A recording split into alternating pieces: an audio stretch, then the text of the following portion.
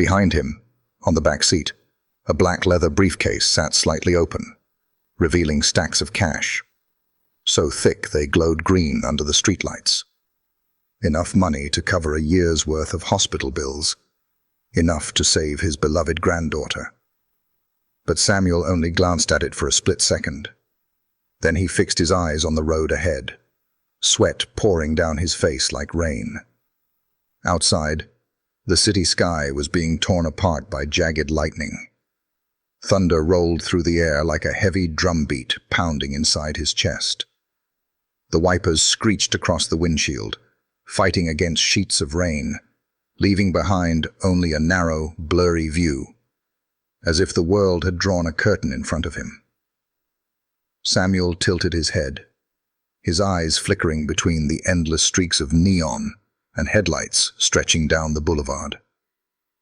He took a deep breath, but instead of calming him, it only made his chest feel tighter, heavier.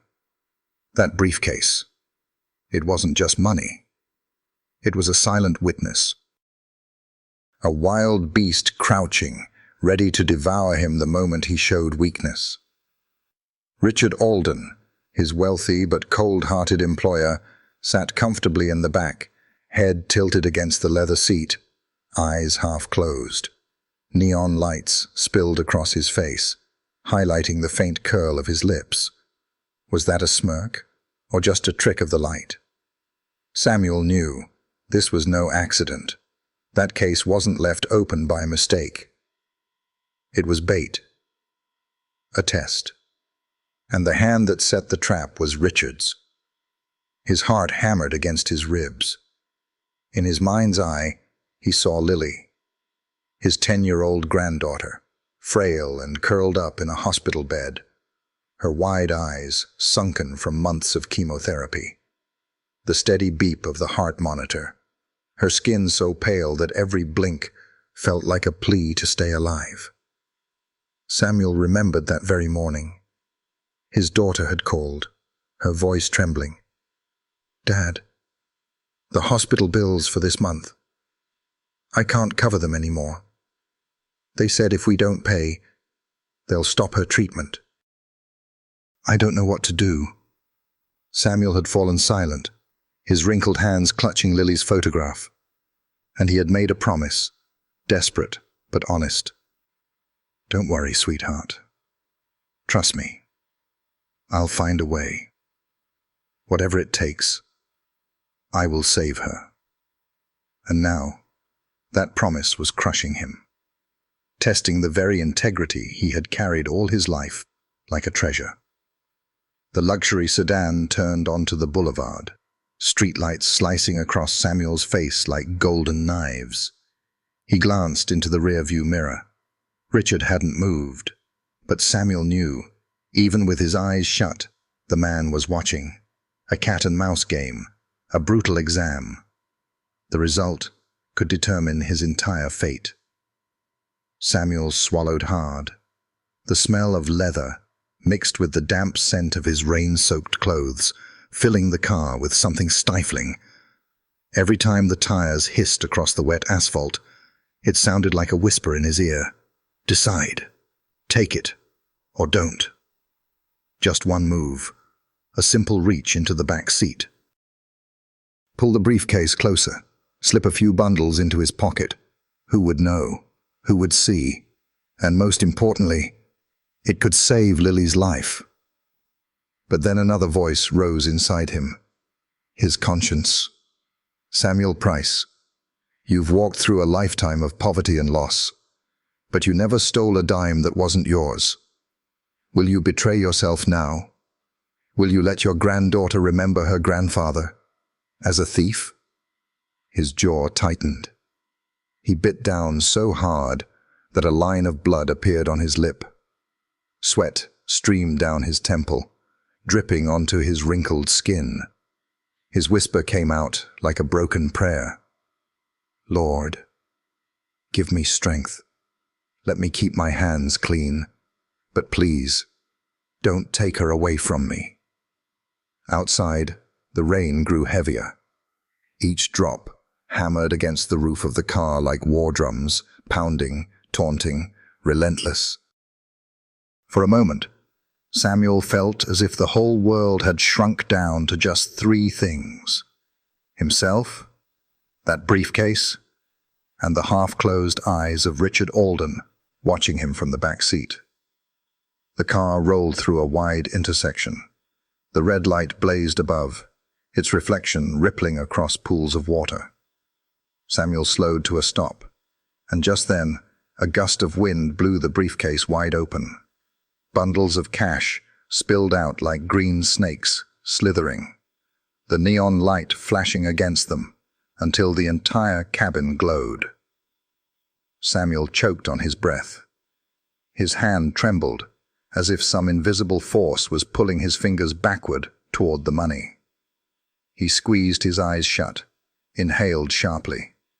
In his mind, he heard Lily's giggles, innocent, carefree, the way she used to laugh when she was healthy and running barefoot in the yard. That sound was like a lifeline, pulling him back from the edge of the abyss. The light turned green. Samuel jolted, slammed his foot on the gas, eyes locked straight ahead. Behind him, the briefcase remained open, bills fluttering with each bump in the road. But he never looked back. Not once.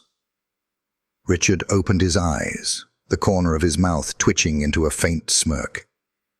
He studied every vein popping along Samuel's clenched hands, every pulse visible in his neck. Silent, but inside, a storm brewed. How long could this old man possibly hold out? The car shot through the stormy night like an arrow. And in that heavy silence, the fates of two men, one a suspicious millionaire, the other a desperate old driver, were about to collide in ways neither of them could imagine. But Samuel had no idea. In just a few minutes, a phone call would ring inside that car. A call that would rip open the truth behind his tired eyes, a truth powerful enough to change everything. Samuel Price was born in a small southern town where cotton fields stretched as far as the eye could see, but prosperity never seemed to reach its people. His father died young in a mining accident, leaving behind a frail mother and 4 hungry mouths. By the age of 13, Samuel already knew the smell of grease in a mechanic's shop, the grit of dust on construction sites, and the bitter taste of sweat-soaked bread. There were no colorful books or carefree games in his childhood. Instead, there were calloused hands, nights falling asleep beside a broken truck that needed fixing, and long hot days selling water bottles on the roadside. Yet through all that hardship, Samuel kept one thing intact, a heart that never learned how to lie. He would later tell his daughter, "Sweetheart, your father may be poor, may not have much, but I've never taken a single coin that wasn't mine. A man who loses his integrity has nothing left at all." And those weren't just words. Samuel lived them every day. Even when he barely had enough, he still shared with neighbors in bad harvests, lent out a few dollars when he could, watched their kids so they could work. People respected him for being honest, for keeping his word. But that same honesty kept him poor. Shady offers came and went. Easy money dangled in front of him. But Samuel always walked away. And so, his life drifted along the hard road of survival. As a young man, he married Mary, a gentle girl from the same town. They had a daughter, Anna. The family was poor, but their little home was filled with laughter. Each night, Samuel sat at their wobbly wooden table, telling Anna fairy tales that always ended the same way. "Remember this, my girl. A good person may suffer, may go without. But in the end, goodness is always its own reward." But life was no fairy tale. Mary died young from heart disease, leaving Samuel with a 10-year-old daughter.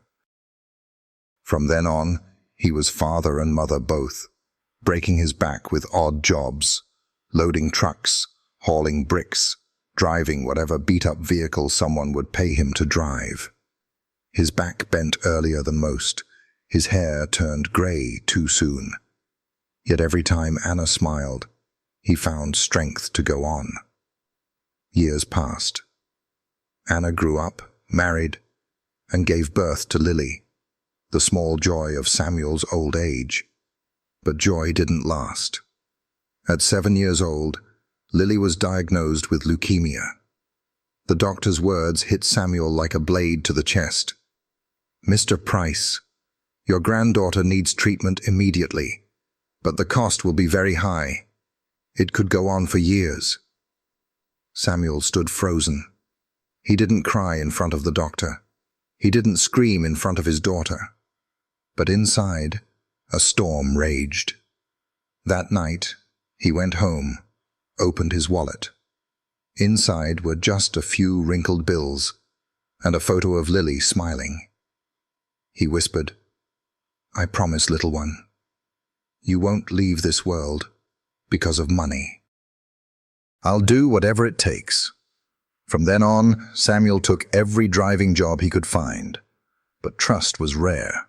Some employers said he was too old. Others called him slow. Some even accused him of stealing gas money. Samuel clenched his teeth and endured, because every dollar meant another chance for Lily. And then, a new opportunity appeared. A job as the personal driver for Richard Alden, a millionaire known not only for his wealth, but also for his infamous distrust of people. For Samuel, it was like grabbing onto his last lifeline. He'd heard the rumors about Richard being cold to his staff, but he told himself, "If I just do the job right, if I keep my promise, I'll finally have the money to save Lily." But even in the first week, trouble came. Samuel, desperate for hospital payments, had asked Richard for an advance. That single request narrowed Richard's eyes with suspicion. To the millionaire, Samuel was nothing more than another poor man on the brink of betrayal. And from that day on, Samuel felt it. The stares, the whispers from the other staff.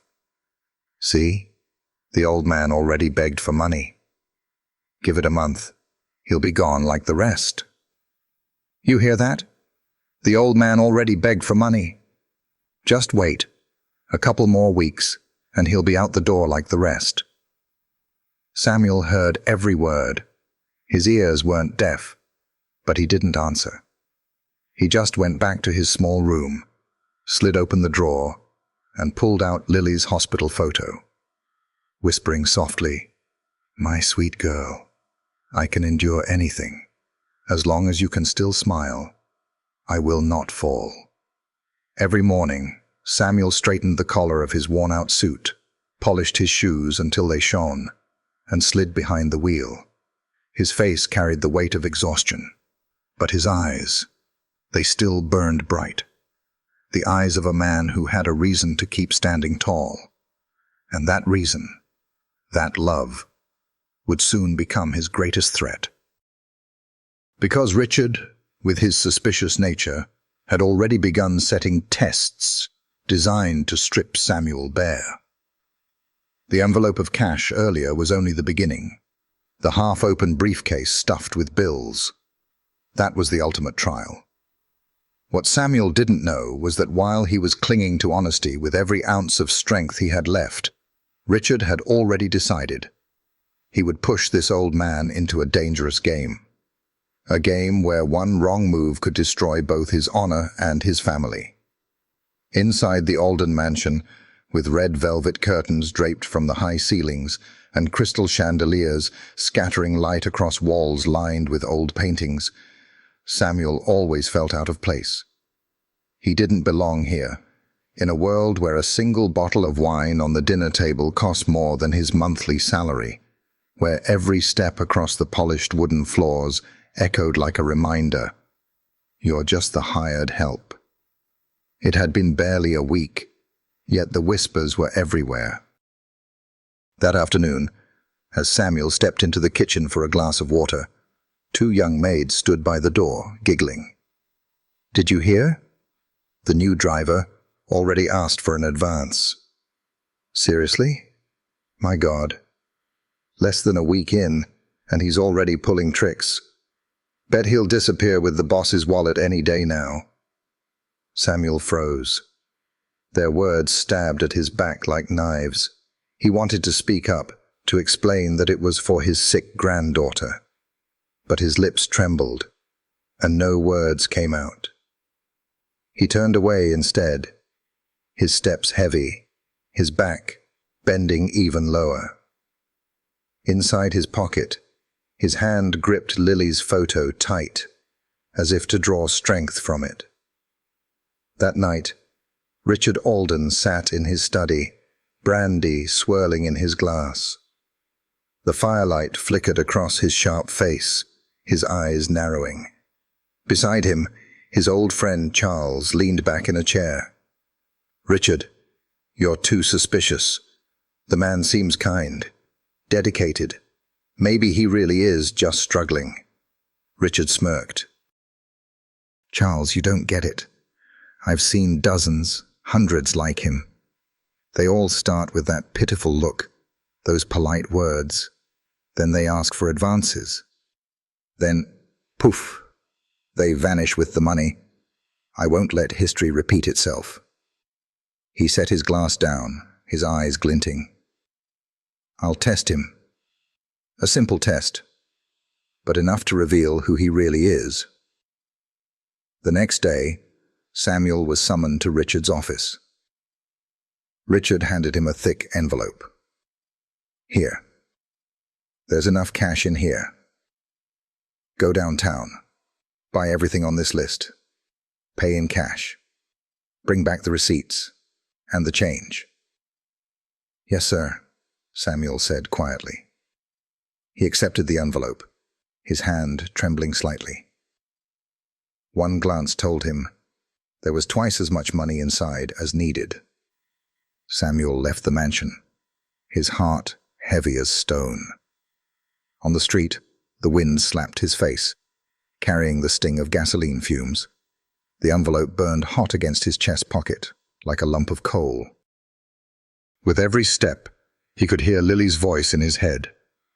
"Grandpa, I want to go home. I don't like the hospital." At that very moment, two men smoking on the corner spotted him. "See that? That's Alden's new driver." "Yeah. Word is the old man begged for an advance.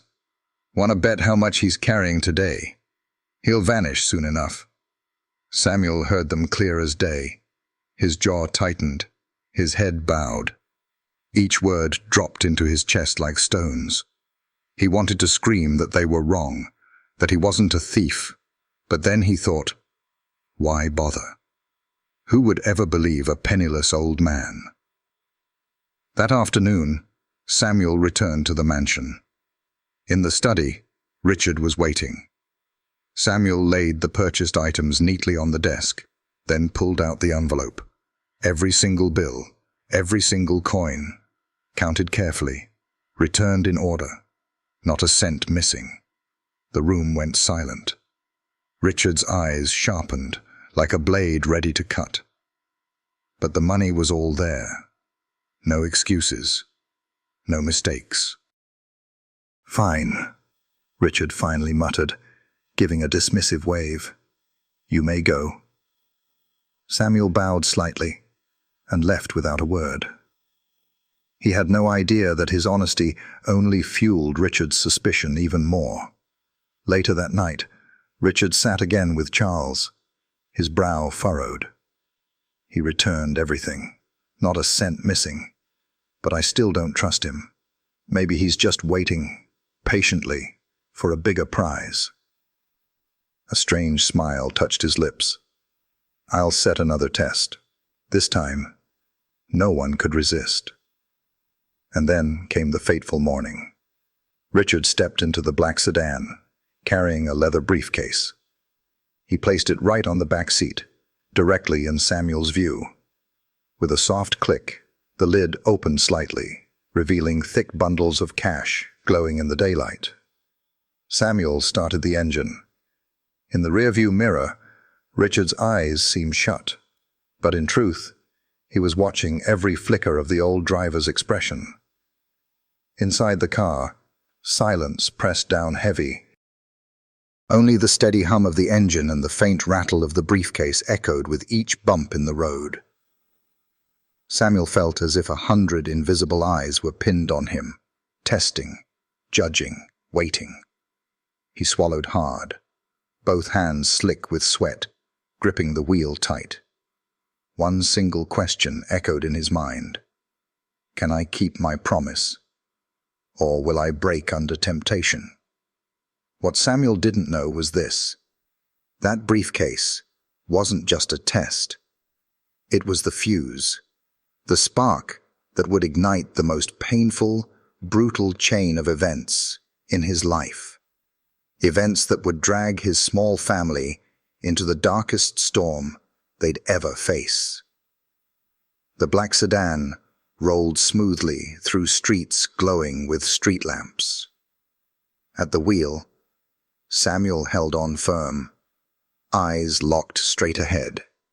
Behind him, the leather briefcase sat half open, stacks of bills glowing green under the light. Like the eye of some hungry beast, ready to devour the honesty of anyone foolish enough to stare too long. Richard Alden leaned back in his seat, lids lowered. To anyone else, he looked like a man drifting off to sleep. But inside, every nerve was stretched taut. Through the mirror, he was watching every breath, every twitch of Samuel's hands.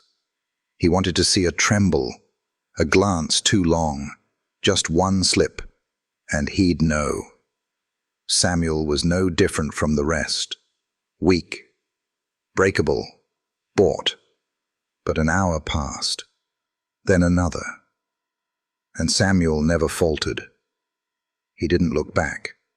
Not once. Sweat soaked through his shirt, clinging to his hunched shoulders, but his hands on the wheel stayed steady. Richard's certainty began to crack. He had never seen anyone resist temptation this raw, this close. When the car finally stopped in front of the luxury hotel, Samuel switched off the engine, stepped out, and quickly opened the door for his employer. The briefcase still sat there, untouched. Richard's eyes narrowed, his gaze lingering on the calm face of the old driver. For a moment, he almost wanted to scream, "Why didn't you take it? Why didn't you fall?" But instead, he swallowed it back and gave the faintest nod. That night, inside the Alden estate, whispers spread like wildfire.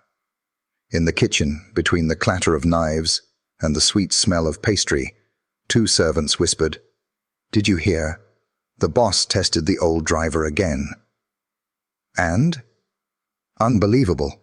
He didn't touch a single bill, but I swear, he's just acting, waiting for the right time to grab the big prize. Samuel happened to walk in just as the words hung in the air. His heart clenched. He wanted to shout, to tell them he had never stolen, never lied. But his lips stayed sealed. He turned and walked away, his steps dragging like chains. In the long hallway, other staff passed by with eyes sharp, mocking, no smiles, no trust. That night, in the tiny servant quarters, Samuel sat alone at a worn wooden desk. A weak yellow bulb cast its light on Lily's photo, propped before him. In the picture, the little girl's smile glowed, her eyes bright like they held the whole sky. Samuel whispered, voice trembling, "My sweet child, I kept my promise. I didn't take anything. But why? Why is life this cruel? Will anyone ever believe me?" The sudden shrill of the telephone shattered the stillness. Samuel flinched, snatched up the receiver. On the other end was his daughter, Anna. Her voice broke, choking with panic.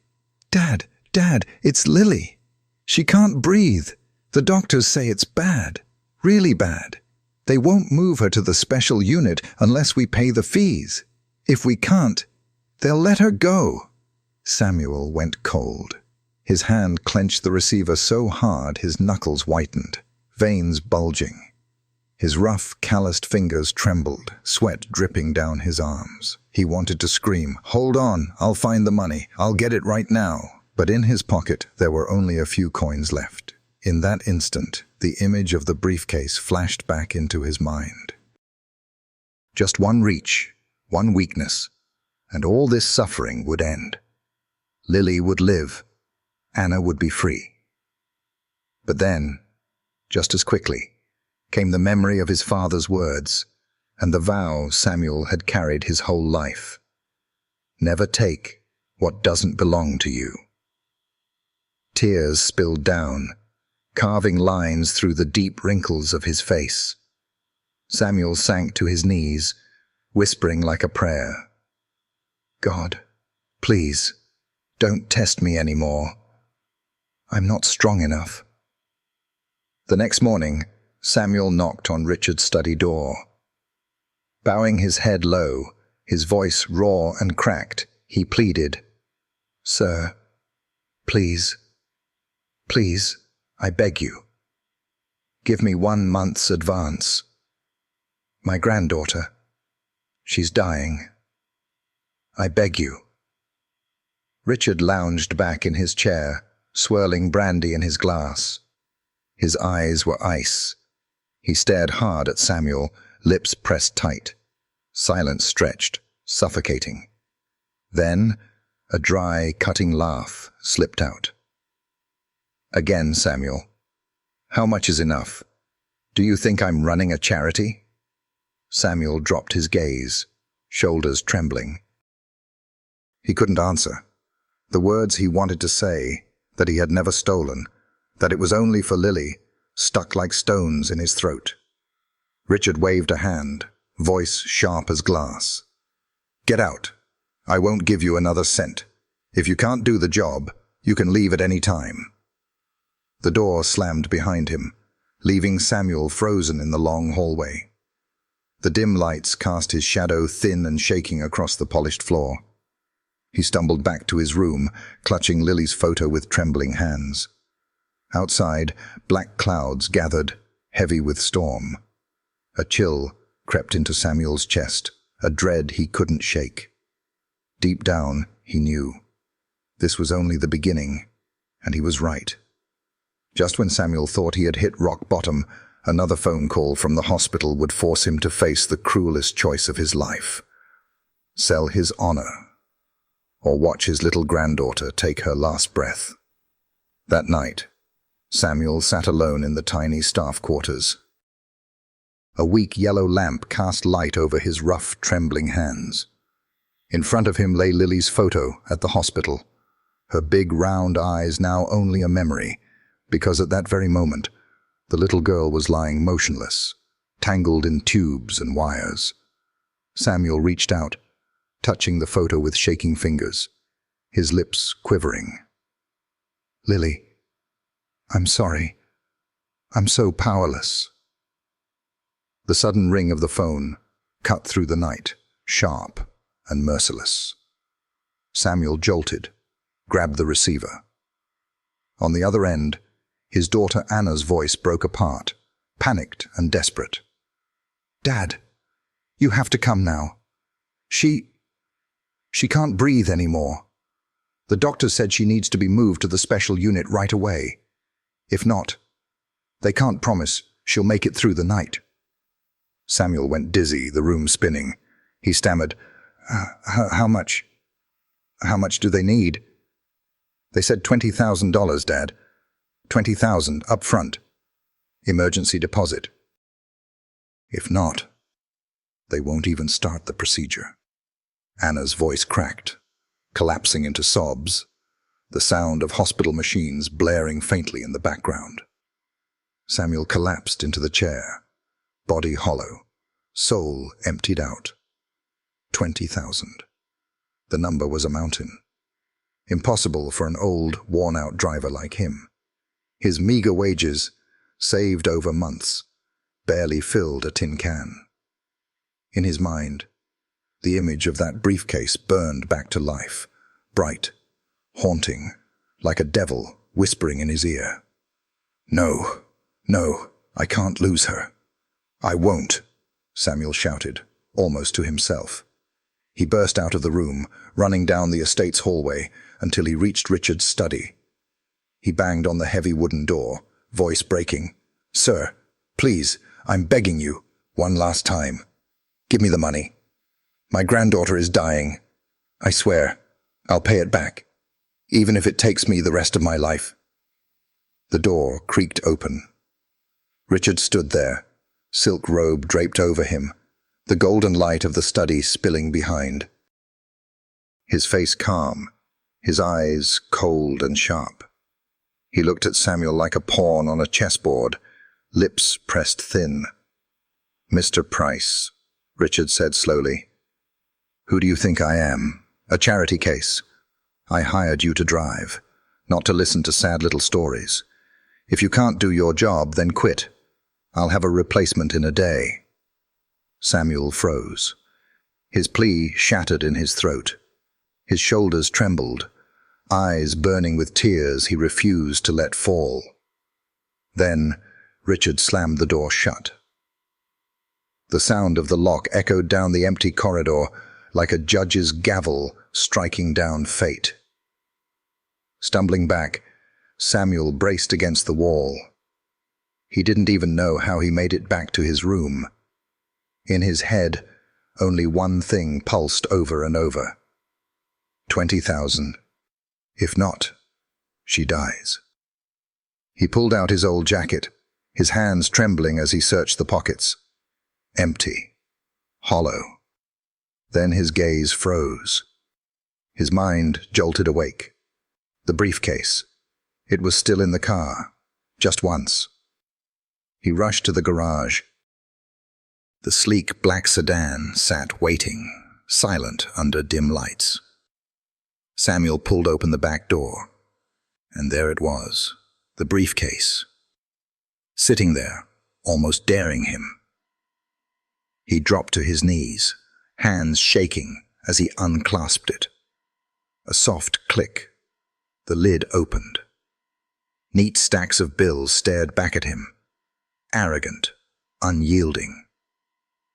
The green glow reflected in Samuel's eyes, turning them into pits of torment. He gasped, fingers trembling as they brushed the edge of the money. In his mind he saw Lily, her face pale, lips blue, tiny hand clawing for her mother. He saw Anna crying in the sterile white hallways, begging the doctors not to give up. Samuel broke down, sobbing, shoulders shaking violently. Just once. Just this one time. I'll pay it back, I swear. Just let me save her. His fingers began to pull one stack free, and then a sharp voice cut through the air. "What do you think you're doing, Samuel?" He froze, eyes wide, spinning around. In the shadows of the garage, Richard stood, his face carved in ice, eyes piercing through the old man. In his hand, a phone glowed faintly, like proof he'd been waiting, watching, recording every move. The air thickened. Samuel stood paralyzed, hand still clutching the edge of the money. In that moment, the world shrank to just two men, one briefcase, and the truth laid bare. And Samuel knew everything he had fought to protect was dangling on the edge of collapse. One wrong step, and he would lose it all. But Lily, his Lily, she might not survive the night. The silence of the garage pressed down, broken only by the faint ticking of a wall clock. Samuel stood frozen, hand on the money, while Richard folded his arms, gaze sharp enough to cut. The dim light threw their shadows across the wall. Two figures, one worn and desperate, the other powerful and unyielding. Richard sneered. "I knew it. In the end, you're no different from the rest." Samuel's lips quivered, voice breaking in desperation. No, Mr. Alden. It's not what you think. I wasn't stealing. My granddaughter. She's dying. They said if I don't pay, she won't make it through the night. His voice cracked, eyes red and wet. For the briefest moment, Richard hesitated. But then he masked it with a cold smirk. Excuses. They all have excuses. The fact is, you reached for the money. That's all I need to know. Samuel collapsed to his knees, palms pressed to the cold concrete floor. He bowed his head, begging, "Despise me, fire me if you must. But please, lend me the money. I swear I'll repay every cent. Please, don't let me lose her. I beg you." Richard stood silent, watching the broken figure at his feet. For a fleeting moment, something flickered in his chest. But he drew in a breath, turned, and walked away. The garage door slammed shut, leaving Samuel crumpled in the dark, as if the world had cast him aside. He sat there for what felt like forever, until the phone rang again. The sound stabbed his chest. He answered with trembling hands. Anna's voice burst through, still tearful, but different, almost shocked. "Dad, a woman just came to the hospital. She said she knows you. She paid the deposit for Lily. They moved her into the special care unit. The doctors say she's stable now." Samuel froze. His heart pounded wildly. A woman who knew him, he whispered to himself. But in his storm of memories, he couldn't think of anyone who could possibly step in like that. Without another thought, he rushed out into the night, hailing a cab straight to the hospital. The hospital at night was blazing with white lights, the air heavy with disinfectant. Samuel rushed down the corridor, his heart pounding like war drums. At the end of the hall, he spotted Anna slumped on a bench, her eyes swollen red, but there was a faint relief in her gaze. Beside her stood a woman in a beige coat, quietly speaking with the doctor. Samuel froze. That figure, familiar, even after all these years. When the woman turned, the harsh white light fell across her face, delicate but tired, her eyes deep and full of memories. Samuel's breath caught. "Clara." The woman gave a small, weary smile. "Hello, Samuel. It's been a long time." Clara, his old neighbor, once Mary's closest friend. Years ago, after her husband died, she had left town for the city, chasing a new life, and now here she was, standing before him in his darkest hour. Samuel's voice trembled. I don't even know what to say. Why are you here?" Clara gently laid a hand on his shoulder. "I heard about Lily through someone we both knew. I knew you'd never ask for help, Samuel. But you once helped me, when I had nothing. Back then, if it hadn't been for you and Mary sharing your food, I don't know how my daughter and I would have survived. Now it's my turn." Her voice was soft, but her eyes were steady. Samuel lowered his head, tears streaming down his face. In that moment, he saw Mary, his late wife, smiling from somewhere far away, reminding him that he was not alone. Together, they stepped into the ICU. Through the glass, Samuel saw Lily lying small and fragile on the white bed, nurses adjusting her ventilator. She was weak, but her chest rose and fell again. Life was still there. Samuel pressed his forehead against the cold glass, whispering, "Thank God. I won't let you go, my little one."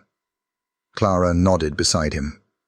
The harsh neon light washed over their faces, one worn down by life, the other strong but compassionate.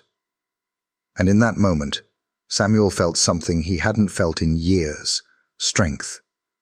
But the fragile joy couldn't erase the shadow still looming. When Samuel returned to the Alden estate the next morning, Richard's eyes were colder than ever.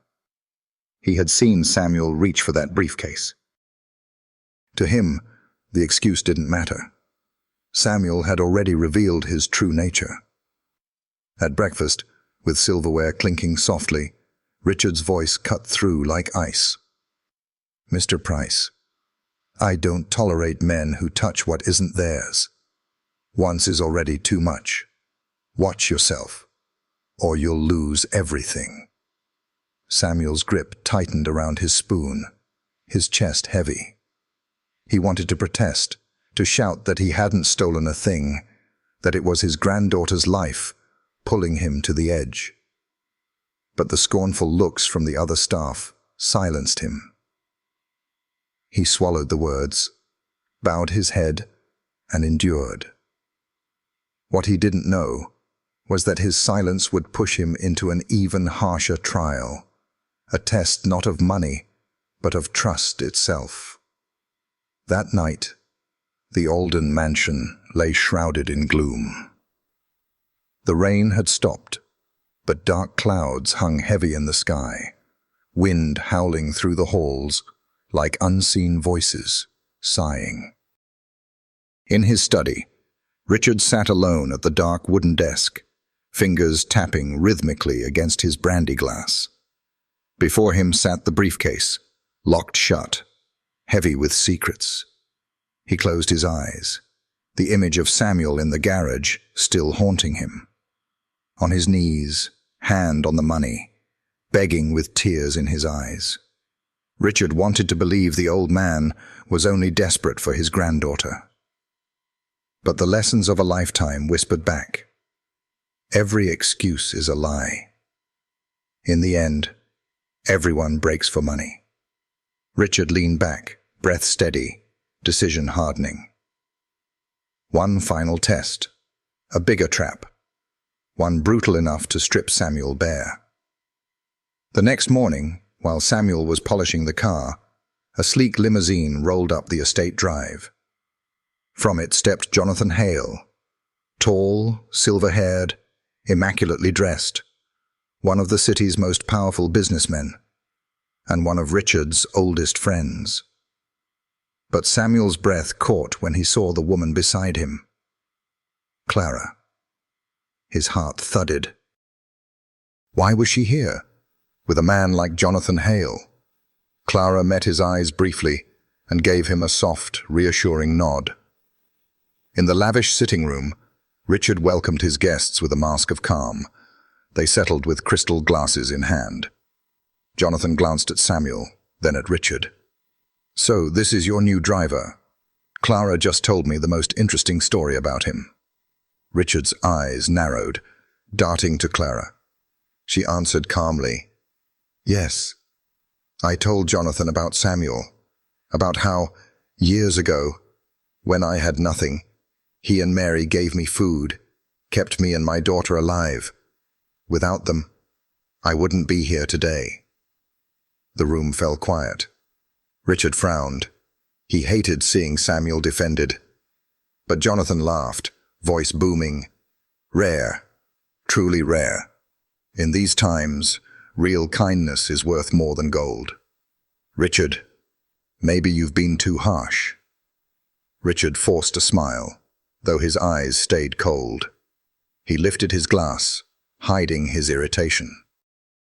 That evening, once the guests had gone, Richard summoned Samuel to the study. Firelight danced across his face, both radiant and menacing. On the desk lay not the briefcase, but a thick stack of hospital documents, all in Lily Price's name. Samuel froze, eyes wide. "Sir, where did you get these?" Richard's gaze cut straight through him. "I had them checked. Your granddaughter really is dying. Every word you said was true." Samuel trembled, overcome. Gratitude and shock tangled on his tongue. But before he could speak, Richard slammed the papers onto the desk. The sound cracked like thunder. "But that," Richard barked. is exactly why I must know who you really are." He leaned forward, voice sharp. "I'm giving you one final choice. Inside this case is $200,000, enough to cover her treatments for a year. Take it and walk away forever. You'll never have to pay me back, but you'll never set foot here again. Refuse it, and you'll face poverty, sickness, and maybe the death of your little girl." Samuel's world tilted. Two paths, one paved in money, but stained with shame. The other, nothing but suffering, but clean. His heart pounded. In his mind, Lily's sweet voice echoed, "Grandpa, I love you." Samuel broke, tears spilling. He pushed the briefcase back toward Richard, his voice ragged. "I can't, sir. I'd rather die poor than live branded a thief. But if there's a shred of mercy in you, save her." The room fell still. Richard stared at him, searching his face, his soul. For the first time, the walls of pride and cynicism cracked. In front of him stood a broken man with nothing left, yet holding on to the one thing he could never sell, his conscience. And in Richard's chest, something stirred. A strange light, faint but undeniable, piercing through the ice he had built around himself for decades. Just then, the door swung open. Jonathan Hale strode in, Clara right behind him. His booming voice filled the chamber. "Richard, that's enough. I've heard everything. It's time you learned. Not everyone can be bought." Richard stiffened. Jonathan walked straight to Samuel, resting a firm hand on his shoulder. "Samuel, I've seen many men crumble under temptation, but you held your integrity, and that's worth more than any fortune." Clara nodded, her eyes glistening. "I told you, Samuel deserves to be trusted. He's proof that kindness and honesty still exist." Samuel bowed his head, tears rolling down his face, his trembling hand clutching his shirt. He had never expected anyone to stand up for him.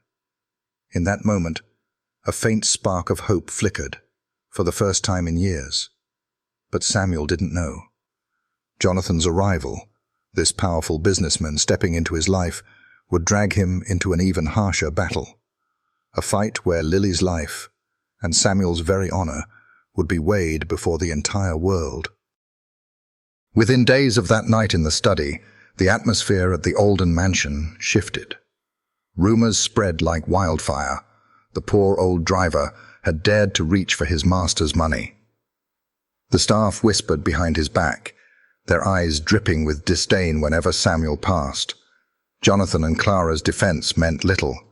Once a rumor takes root, it festers. One gray morning, Samuel was wiping down the car when two uniformed police officers walked up. They flashed a summons, their tone cold. "Samuel Price, you are under suspicion of theft against Mr. Richard Alden. You are required to come with us for questioning." Samuel froze, his body trembling, the rag slipping from his hand. He turned and saw Richard standing at the mansion steps, his face like stone, eyes unreadable. "Sir, you know I didn't take anything. Why?" Samuel's voice cracked. Richard said nothing. He simply turned and walked back inside. The officers led Samuel away. Whispers echoed through the hallways behind him. "I told you, no one can resist temptation. Once a thief, always a thief."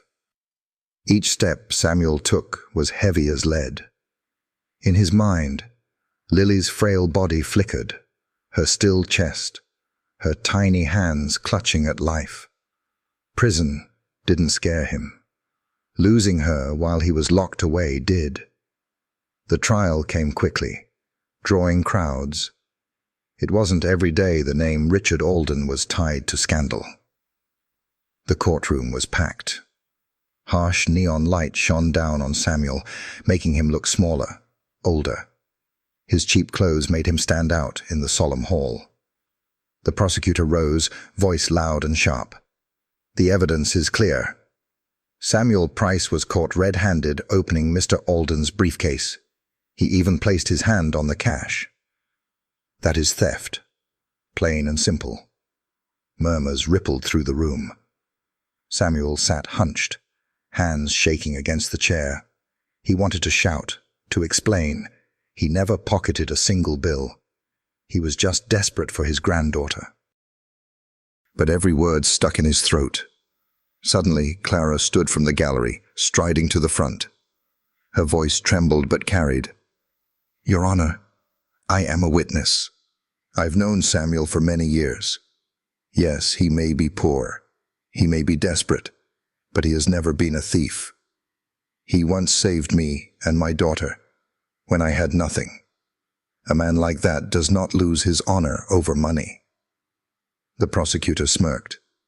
"Thank you, Mrs. Clara, but this is a courtroom, not a place for sentimental stories.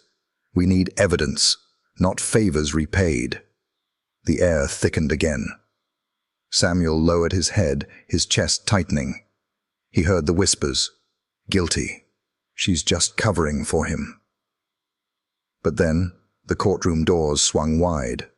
Jonathan Hale entered. Gasps rippled through the chamber.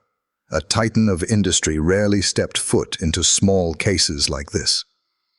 Jonathan walked straight to the bench, his gaze unwavering. "Your Honor, I too will testify. I personally witnessed Samuel refuse money. Money that could have saved his granddaughter's life. He had the chance to take it. He didn't. He chose pain over dishonor. A man like that cannot be called a thief." The crowd buzzed. The prosecutor fumbled, then sneered. "Mere words. Do you have any hard evidence?" Jonathan's lips curved into a calm smile. He held up a USB drive. "Yes. This is security footage from that night, recorded by my team's cameras in the garage. It shows Samuel trembling, crying, but never taking a cent. It also shows Richard Alden, standing in the shadows, setting the trap." The room exploded. All eyes darted to Richard. On the witness bench, his face faltered. The mini-climax hit. Samuel lifted his head, tears brimming. Never had he imagined anyone would defend him this fiercely. The judge ordered the footage played. On the screen, everyone saw Samuel's shaking hand on the case, his tears, his torment. Then his choice to push it away. No theft. And in the corner, Richard watching, waiting, hoping he'd fail. The gallery erupted. So the rich man set him up. Cruel, testing an old man like that. Richard clenched his fists, his skin pale. Samuel sat frozen, tears streaming. He turned to Jonathan and Clara, his voice breaking. "Thank you. Thank you both. Without you, I'd have lost everything." But the battle wasn't over. Just as Samuel thought the truth had come to light, Richard struck back with a venomous move, a dark secret that could bury Samuel's honor forever. The courtroom roared after the footage. People pointed at Richard, voices sharp with outrage. "He set a trap!" How could anyone be so cruel? The judge's gavel pounded, restoring order. All eyes locked on Richard Alden. He rose slowly, buttoning his jacket, a cold, thin smile on his lips. "Your Honor, ladies and gentlemen," Richard's voice rang clear. "You've only seen one piece of the truth. Yes, I tested Samuel. But I had a reason. Hear the rest." He pulled a thick file from his case, handing it to the prosecutor. Papers shuffled under the tense air. Richard's words cut like blades. "These are Samuel Price's financial and employment records. A lifetime of debt. Jobs lost one after another. And 3 years ago, an accusation of embezzling union funds at a transport company. The gallery gasped, whispers like waves. Is that true? So he's been dirty all along? Samuel's eyes went wide, his face pale, his voice cracked in disbelief. No, that's not true. I never... Richard's voice cut through the room like a whip. You dare deny it. This, he slammed a folder on the bench, is a formal accusation, signed by the director of your old company. The case was dropped for lack of evidence, yes, but the stain remains. A man once accused of stealing from his co-workers, now standing here pretending to be righteous. What a joke. The room buzzed. Gasps, murmurs, eyes darting. Clara froze. Jonathan's jaw tightened, and suddenly every head turned towards Samuel like he was a liar exposed. Samuel staggered to his feet, trembling, his voice cracking apart. No, I swear before God, I never stole a thing. I was framed. I only held the union funds in the safe because the treasurer was absent. Then, someone spread the rumor I embezzled. I tried to explain, but who would believe a poor man like me? His eyes searched the crowd, desperate, but all he found were suspicious stares and whispers cutting into him like knives. His chest burned, his heart squeezed tight. The prosecutor jumped on it like a wolf. Your Honor, the pattern is clear. Samuel Price has a murky past. He was once accused of theft, and now we catch him with his hand on Mr. Alden's money. That's not coincidence, that's character. Clara shot up, fire blazing in her eyes. No, I've known Samuel all my life. He's poor, yes, but he's never betrayed anyone. If there's a stain on his record, it's because someone pinned it on him, not because he deserved it. Jonathan rose too, his voice booming. Richard, this is too much. You're using your power to crush a good man. You think your money can bury the truth forever? Richard turned, eyes gleaming like steel. And what is truth, Jonathan? Truth is that everyone has a price. Samuel is no exception. He was suspected once, and now he's walked into the same trap again. I don't need to frame him. He shows his nature all on his own. Samuel dropped back into his seat, head in his hands. The whispers grew louder, stabbing at him from all sides. He wanted to scream, to tell them he was innocent, that he refused the money even when his granddaughter was dying. But nothing came out, just strangled sobs. His mind flashed to Lily, her frail little body, her pale face, that weak smile. His lips trembled. I promised you I wouldn't let you die. But if my honor is gone, what's left to hold on to? The courtroom felt like it might burst. The judge frowned, weighing testimony against testimony, the air thick enough to choke. Then Richard struck again, calm but deadly. Your Honor, I demand Samuel Price be formally prosecuted for theft and fraud. It's time to end this charade. The room erupted. Samuel's heart fell into a bottomless pit. He looked up, eyes bloodshot, whispering, Dear God, what do I even have left to lose? And then, silence. A voice cut through from the very back. Wait, I have something to say. Head spun. At the doorway stood a middle-aged man in a worn worker's jacket, face weathered but eyes burning bright. He strode down the aisle, the harsh neon light stretching his shadow long and unshakable. I'm George Miller. I worked with Samuel at the trucking company 3 years ago. The courtroom rippled with noise. George bowed slightly to the judge, his voice steady, unflinching. I'm here to testify. Back then, I was the acting treasurer. I know for a fact Samuel never stole a cent of the union's money. He only kept it safe for me while I was in the hospital. The one who spread those lies was our manager, the same man who was later fired for embezzlement. But I was too scared to speak up, and Samuel bore the blame for 3 long years. Today, I can't stay silent any longer. The room exploded into chaos. Gasps, whispers, shock. Samuel's head snapped up, tears flooding his eyes.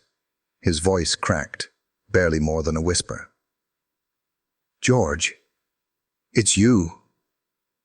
George stepped forward and placed a firm hand on Samuel's shoulder. "I'm sorry, Samuel. I've been a coward for too long. But the truth is, you never stole a penny. You're the most honest man I've ever known." The courtroom erupted. The prosecutor faltered. Richard's face went pale, his fist clenched. But before he could fire back, Jonathan rose, his voice booming. "Your Honor, the truth is finally clear. Samuel Price has been slandered for years. He never embezzled, and he never touched that money. The only man who staged all this, who tried to smear him, is Richard Alden himself." Gasps swept through the chamber. The judge ordered the video replayed, this time alongside George's testimony. Piece by piece, the puzzle fit together. Samuel was a man of integrity, a desperate grandfather trying to save his granddaughter. And the one who turned him into a villain was his own wealthy, paranoid employer. Richard shot to his feet, his voice cracking. "No, you don't understand. I was just trying to protect myself, to see who I could trust. I can't trust anyone anymore." But his words were drowned out by the rising roar of the crowd. "Cruel. He's no master. He's a tyrant." The judge banged the gavel, firm and final. "Order. After reviewing the evidence and testimony, this court finds Samuel Price not guilty of theft. His honor is restored. Meanwhile, Richard Alden will be investigated for defamation, entrapment, and the emotional harm he inflicted upon his employee." The room exploded. Clara sobbed openly. Jonathan gripped Samuel's hand in triumph. Samuel sat frozen, tears streaming down his cheeks. He whispered, "Thank you. Thank God. The truth has finally come out." Richard staggered back, his face ghostly pale. He had never imagined standing in court as the guilty one. His head bowed, his eyes glistening with shame. And then, outside the courthouse, Samuel stepped into the morning light. The sun poured over his wrinkled face, and for the first time in years, he held his head high. The crowd clapped, hands reaching out to him, voices rising. "You deserve respect, old man." That afternoon, Samuel raced to the hospital. He burst into the room, and there she was, Lily, sleeping peacefully, her breathing steady. Anna smiled through tears. "Dad, the treatment worked. The doctors say she's out of danger." Samuel collapsed to his knees by the bedside, clutching Lily's tiny hand. He cried, not from despair this time, but from relief. "My sweet girl, I kept my promise. I saved you, and I kept my honor." In the corner, Clara and Jonathan exchanged a look, both their eyes wet with relief. Clara whispered, "You see, Jonathan, goodness still exists, as long as someone has the courage to hold on to it." But the story wasn't over. Richard Alden, the man who once thought himself untouchable, was about to make a decision that would change his life, and Samuel's, forever. 1 week later, the Alden estate was quiet, humbled. No more whispers, no more sneers. The city already knew the story. The poor chauffeur who cleared his name, and the millionaire forced to bow to justice. They called it the Trial of Honor. That morning, Samuel sat on a bench in the hospital garden. Sunlight warmed his weathered face. Lily giggled in her wheelchair, reaching for a butterfly that fluttered past. Anna held her close, her eyes shining with love. Samuel drank in the moment. Years of bitterness, humiliation, and pain, all worth it for this single scene. His family together, his granddaughter alive. And then, a shadow fell over him. He looked up. Richard Alden stood there. No suit, no polished mask of power. Just a tired man in a plain shirt, lines etched deep into his face. Samuel stiffened. Silence thickened. Finally, Richard bowed, deep, sincere. "Samuel, I'm sorry. My suspicion, my paranoia. I made you a criminal in the eyes of the world, but you proved me wrong. You showed me something I never understood. Integrity is worth more than any fortune." His voice cracked. His eyes glistened. For the first time, he seemed human. Samuel sat still, bitterness surging inside him. But then he looked at Lily, smiling, pure, untouched by the cruelty of men. He sighed deeply. "Mr. Alden, I don't need your apology. I only ask one thing. From now on, treat your workers with fairness. They have families, struggles, and dignity too. Don't crush them with suspicion the way you crushed me." Richard nodded, eyes red. He sank beside Samuel, whispering, "I promise. And one more thing. From this day forward, you're no longer my chauffeur. You will be the manager of all staff in my estate. I want everyone to learn from your example." Samuel froze, trembling. The man who had destroyed his name was now lifting him higher than he'd ever dreamed. A month later, in the Alden Gardens, a special ceremony was held. No lavish ball, no fancy gala, just the announcement of a foundation. Lily's Light. On stage, Richard and Samuel stood side by side. Richard spoke first, his voice steady.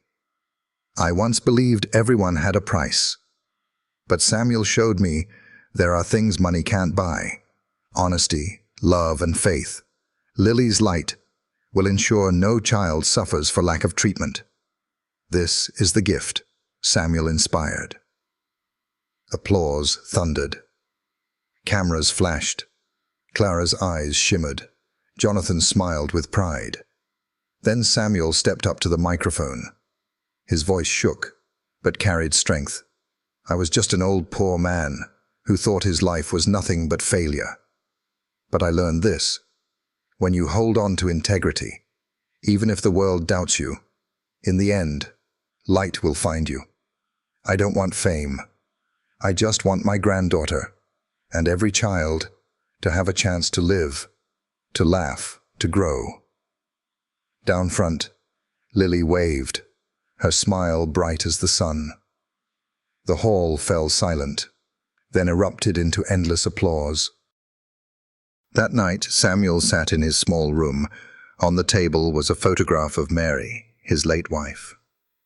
He touched the frame, whispering through tears and a smile, "My love, I kept my promise. Our daughter, our granddaughter, they're safe. And I never lost myself." The lamp cast a golden glow over his lined, gentle face.